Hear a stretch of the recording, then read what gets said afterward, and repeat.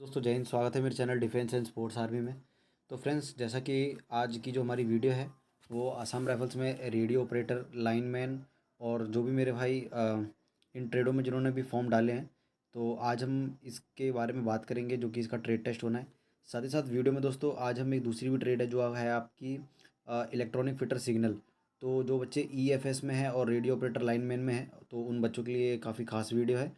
और आप लोग पूरी वीडियो ज़रूर देखना, क्योंकि इस साल आप लोगों ने जो फॉर्म डाला होगा असम राइफल्स में, चाहे radio operator, radio mechanic, lineman, electronic fitter signal, electrician या आपने जितने भी आप लोग के इलेक्ट्रॉनिक से रिलेटेड आते हैं, तो उन पे मैंने आज ट्रेड टेस्ट पे वीडियो बनाई है। अभी आपको जितने भी आपके ट्रेड है, चाहे नर्सिंग असिस्टेंट, सफाई कर्मचारी, कुक, आया, वॉशर, बार्बर, तो हर ट्रेड पे आप लोग को डेली जो है कि एक क्लास हमारी आएगी, जिसमें आप लोग को जो लास्ट ईयर के या फिर इससे जो पहले के जो आप लोग के जो हुए हैं, जो ट्रेड टेस्ट हुए हैं, तो उसके सारे क्वेश्चन हमारे पास हैं अभी।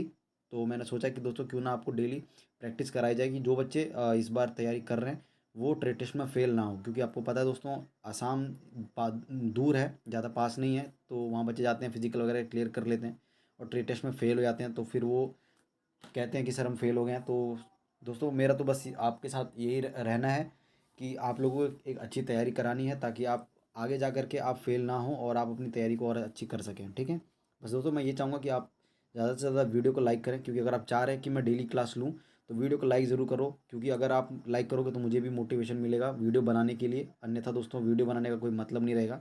लेकिन जहाँ तक मेरी कोशिश होगी आप लोगों का पूरा हेल्प करने की और आप लोग को पूरा सपोर्ट देने की। ठीक है, तो चलिए दोस्तों आज स्टार्ट करते हैं। सबसे पहले रेडियो ऑपरेटर और लाइनमैन के लिए तो सबसे पहली एक दो चीज़ें मैं बताऊंगा दोस्तों। वीडियो काफ़ी लंबी होगी लेकिन आप पूरा देखना, और आप लोग को दो तीन चीज़ें बताऊंगा जो बच्चे पहले मन में यहाँ पे सोच लेते हैं और वहाँ जा कर के फेल होते हैं। पहली चीज़ ये दोस्तों कि आपको ट्रेड टेस्ट को लेकर के बिल्कुल घबराना नहीं है। ठीक है, ट्रेड टेस्ट नॉर्मल एक प्रकार का इंटरव्यू है। आपको सिर्फ और सिर्फ उसमें आपको बस 50% आपको जानकारी होनी चाहिए। बिल्कुल ये नहीं है कि आपने बिल्कुल एकदम फिजिक्स में टॉप किया है या फिर आप बिल्कुल बहुत बड़े इंजीनियर हो कि आप बिल्कुल ये इसको आपको निकालना ही निकालना है, ऐसा कुछ भी नहीं है। आपको बस थोड़ी नॉर्मल जानकारी होनी चाहिए। ठीक है, अब अगर आपको जानकारी है तो बस वो आपको वहाँ पे बोल देना, चाहे आप हिंदी में बोलिए चाहे आप इंग्लिश में बोलिए, लेकिन अपनी बात को आपको रखना आना चाहिए इंटरव्यू में। तो दोस्तों लास्ट ईयर की बात करता हूँ, क्योंकि मैं NA ट्रेड में था, तो NA ट्रेड की बात बता देता हूँ मैं आप लोगों को कि काफ़ी सारे बच्चे ऐसे थे जिन्होंने तैयारी बहुत बढ़िया करी थी। ठीक है, लेकिन दोस्तों वो वहाँ बोल ही नहीं पा रहे थे, जिस कारण उन्हें फेल होने का सामना करना पड़ रहा था। और दूसरी चीज़, काफ़ी बच्चे जो रेडियो ऑपरेटर की भी तैयारी अच्छे से करे गए थे, लेकिन वो वहाँ पे जा कर के घबरा रहे थे। ठीक है, बोल ही नहीं पा रहे थे। उन्हें आंसर भी आता था लेकिन वो गलत बोल रहे थे वहाँ पे। तो ये चीज़ से आपको बचना है। अब दोस्तों वीडियो में आपको ज़्यादा टाइम नहीं लेना, आपको स्टार्ट कर देता हूँ वीडियो में सबसे पहले दोस्तों बताता हूँ कि रेडियो ऑपरेटर और रेडियो मैकेनिक दोनों सेम ट्रेड नहीं है। ठीक है, दोनों ट्रेड अलग हैं, लेकिन इन दोनों में एक चीज़ सिमिलर है, रेडियो ऑपरेटर और रेडियो मैकेनिक। तो रेडियो मैकेनिक का जो मैंने ट्रेड टेस्ट है वो अलग बनाया हुआ है, क्योंकि इसके जो ट्रेड में थोड़ा कुछ अलग भी पूछते हैं। तो अभी मैं आपको रेडियो ऑपरेटर के बारे में बता देता हूँ और लाइनमैन के, क्योंकि लाइनमैन और रेडियो ऑपरेटर दोनों ही दोस्तों इलेक्ट्रॉनिक से हैं और दोनों के दोनों बिल्कुल एक जैसे ट्रेड हैं, दोनों में सेम क्वेश्चन ही पूछे जाते हैं। तो सबसे पहले दोस्तों मैं बता दूँ, जो लास्ट ईयर का जो सबसे ज़्यादा क्वेश्चन पूछा गया था वो सेमीकंडक्टर से था। ठीक है, तो पहली बात तो मैं बता दूँ आप लोग को, मैं यहाँ पे सिर्फ क्वेश्चन बताऊंगा, आप लोग इन क्वेश्चन को गूगल कर लेना। गूगल में आप लोग को शॉर्ट आंसर भी मिलेंगे, क्योंकि जो अगर मैं इसके आंसर मैं आपको लास्ट में दे दूंगा तो आप वो भी याद कर सकते हो, क्योंकि दोस्तों शॉर्ट आंसर ही आपको बोलना है, क्योंकि ज़्यादा बड़ा आंसर आपको याद नहीं होगा, तो शॉर्ट आंसर बोलना है। ठीक है, सेमीकंडक्टर और हिंदी वालों को बता देता हूँ, सेमीकंडक्टर का मतलब होता है अर्धचालक। ठीक है, तो अर्धचालक या पदार्थ भी बोलते हैं इसको, वो आपको बोलना है कि व्हाट इज़ अ सेमीकंडक्टर, क्या होता है। ठीक है, तो आपको बताना है। उसके बाद रेडियो ऑपरेटर के लिए कि what is a signal frequency. ठीक है, अब सिग्नल फ्रीक्वेंसी क्या होती है ये आपको बता देना है। आपको मैं लास्ट ईयर भी मैंने क्वेश्चन में से आंसर दिए थे, तो आप वो वाली वीडियो भी देख सकते हो।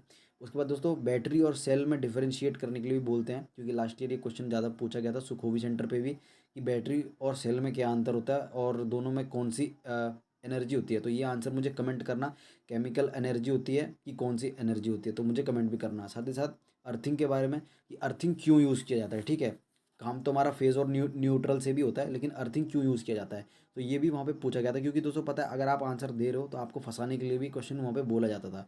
जिन बच्चों ने पेपर दिया होगा या इंटरव्यू दिया होगा तो उनको तो काफ़ी बढ़िया से इसके बारे में पता होगा। उसके बाद दोस्तों क्वेश्चन था कि आपको रेसिस्टेंस, प्रतिरोध के बारे में बताना था कि रेसिस्टेंस क्या होता है।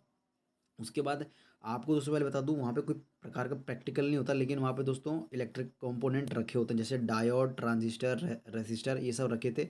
आप लोग को उसे आइडेंटिफाई करना था, उन्हें पहचानना था कि इनमें से डायोड कौन है। वो बोल रहे थे कि डायोड का क्या काम होता है, तो आपको बता देना है डायोड का क्या काम होता है। क्योंकि अगर आपको कोई देखो, डायोड मेनली एक प्रकार का एक ऐसा इलेक्ट्रॉनिक कंपोनेंट है जो कि हाई इलेक्ट्रिसिटी को मैनेज करता है, ठीक है। अगर आपने एक बल्ब जलाया तो उसमें आप अगर डायोड लगा रहे हो तो जो डायोड है वो इलेक्ट्रिक जो है वो बल्ब को एक नॉर्मल रेंज पे देगा जहाँ की बल्ब जल सके, ठीक है। उसका जो डायनमो है, डायनमो का क्या काम है, ठीक है, तो वो इलेक्ट्रिसिटी को उत्पन्न करता है, डायनमो, ठीक है। अब उसके बाद पूछा था कि व्हाट इज इलेक्ट्रिसिटी, तो flowing of electron is called electricity, ठीक है। तो और हिंदी वालों के लिए विद्युत धारा क्या है। अगर दोस्तों कोई गलती होगी वो बोलने में तो उसके लिए माफ़ करना, ठीक है। उसके बाद 9th क्वेश्चन था दोस्तों, व्हाट इज इन्वर्टर, ठीक है। इन्वर्टर का मेन काम क्या होता है और वो एसी से डीसी में किसे कन्वर्ट करता है, ठीक है, तो ये भी आपको पता होना चाहिए। उसके बाद what is a supply, supply क्या बोलते हैं, तो व्हाट इज सप्लाई, तो दोस्तों सप्लाई का यहाँ मतलब है what is a electronic supply, ठीक है।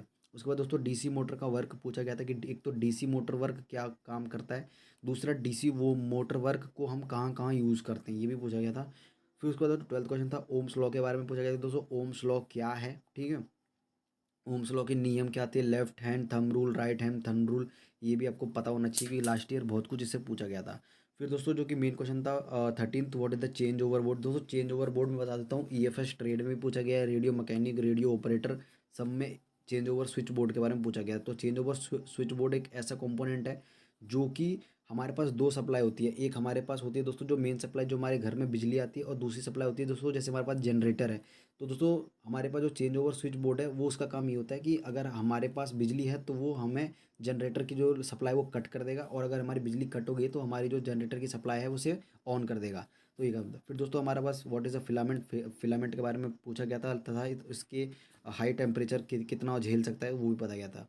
अब दोस्तों बात करेंगे यहाँ पे इलेक्ट्रॉनिक फिटर सिग्नल, ताकि इसमें भी काफ़ी सारे बच्चे हैं। और मैं बता दूँ दोस्तों, लास्ट ईयर मेरा भी मतलब लास्ट से लास्ट ईयर भी इस ट्रेड में मैंने क्वालिफाई किया था, उसका एडमिट कार्ड भी मैं आपको दिखा दूंगा। तो इलेक्ट्रॉनिक फिटर सिग्नल दोस्तों मैं बता दूँ 10th पास है, इसमें किसी प्रकार का आईटीआई नहीं है। लेकिन दोस्तों सबसे नॉर्मल ट्रेड है ये। अगर आपने किसी का इसका फॉर्म भरा है तो इसका ट्रेड टेस्ट निकालना बहुत आसान है, ठीक है। तो इसके ट्रेड टेस्ट में दोस्तों नॉर्मली बस आपको इलेक्ट्रॉनिक आइटम से बात की जाती है, और मतलब मेनली आप लोग को इलेक्ट्रॉनिक के बारे में पता होना चाहिए कि इलेक्ट्रॉनिक चीज़ें क्या होती है। तो यहाँ पे मैं बता दूँ, पहला क्वेश्चन दोस्तों आपका चेंज ओवर स्विच बोर्ड से था कि चेंज ओवर स्विच बोर्ड क्या होता है, मैंने बता दिया। एलईडी और एलसीडी का फुल फॉर्म आपको पता होना चाहिए, ठीक है। उसके बाद दोस्तों कमेंट जरूर करना, एलईडी और एलसीडी का जो फुल फॉर्म है मुझे कमेंट करना। उसके बाद थर्ड क्वेश्चन था एसआई यूनिट, आपको पता होना चाहिए स्टैंडर्ड जो यूनिट्स होते हैं मेजरमेंट के, वो पता होना चाहिए आपको कि वॉट एम्पियर वर्क को किस में मेजर किया जाता है। अर्थिंग के बारे में बेटा वो पूछते हैं कि अर्थिंग क्या होता है, अर्थिंग क्यों यूज़ करते हैं, और घर में जो हम अर्थिंग यूज़ करते हैं घर में हमें ज़रूरत क्यों पड़ती है अर्थिंग यूज़ करने की, वो है। उसके बाद दोस्तों ट्रांसफार्मर का वर्क और मैकेनिज्म, वर्क ये कि ट्रांसफार्मर कैसे काम करता है, और मैकेनिज्म जो हमारे तक बिजली पहुंचती है ट्रांसफार्मर से, वो क्यों हमें ट्रांसफार्मर की ज़रूरत पड़ती है। उसके बाद दोस्तों एसी करंट और डीसी करंट के बारे में पूछा गया था कि घर में जो करंट आती है वो एसी होती है या डीसी होती है, ठीक है। उसके बाद जो घरेलू बिजली आती है, तो वो ये क्वेश्चन था ही मेन कि जो घरेलू बिजली आती है वो कितने वॉट की आती है, ठीक है। और जो इंडिया में जो वो जो सप्लाई है बिजली की वो कितने वॉट की होती है। इसमें दोस्तों दो क्वेश्चन और बनते हैं कि अर्बन एरियाज़ और रूरल एरियाज़ में जो बिजली जो सप्लाई होती है वो कितने वॉट की होती है, तो ये भी आपको पता होना चाहिए। उसके बाद जो इलेक्ट्रॉनिक स्विच होती है उसका क्या काम होता है, ठीक है। एमसीबी का फुल फॉर्म आपको पता होना चाहिए, वहाँ पे पूछा गया था। प्लस एमसीबी का क्या काम होता है, आपको सेफ्टी मेजर के बारे में पूछा गया था कि जब आपको बिजली का काम कर रहे हो तो आपको सेफ्टी मेजर क्या क्या होना चाहिए वहाँ पे, ठीक है, तो ये भी आपको पता होना चाहिए। उसके बाद दोस्तों व्हाट इज़ अ करंट, बिजली क्या है, ये आपको पता होना चाहिए। देन दोस्तों आपको 11th क्वेश्चन जो सबसे मेन टूल्स के बारे में दोस्तों पूछा गया था कि एक इलेक्ट्रॉनिक बंदे के लिए टूल्स क्या क्या होने चाहिए। तो 3 प्रकार के टूल्स होते हैं, पावर टूल्स, हैंड टूल्स और बेसिक टूल, ठीक है। उसके बाद दोस्तों आपके टूल्स में ही कुछ ऐसे टूल्स मानेंगे कि जो कि आपको एक बिजली का किसी भी काम करने के लिए आपको ज़रूरत पड़ती है। तो आपको कोई 3 नाम बताने थे, तो मल्टीमीटर, टेस्टर और एमीटर। दोस्तों अभी तो फिलहाल हमारे ने 2 क्लासेस ली हैं। अब 2 क्लासेस के बाद दोस्तों एक क्लासेस आपकी रेडियो मैकेनिक की, उसके बाद दोस्तों आपकी नर्सिंग असिस्टेंट, और फिर दोस्तों आपके कुक, वॉशरमैन, बार्बर वगैरह सबकी दोस्तों क्लासेस चलेंगी डेली। तो चैनल को ज़्यादा से ज़्यादा दोस्तों सब्सक्राइब करो, वीडियो ज़रूर लाइक करना दोस्तों। अगर आप चाहते हो कि आगे भी ऐसे आप लोग को पीडीएफ मिलते रहे तो वीडियो को लाइक ज़रूर करते रहना, ठीक है दोस्तों। कैसी लगी वीडियो लाइक ज़रूर करना और कमेंट ज़रूर करना, और अगर कुछ प्रॉब्लम होगी तो उसके लिए माफ़ कर देना, ठीक है। जय हिंद।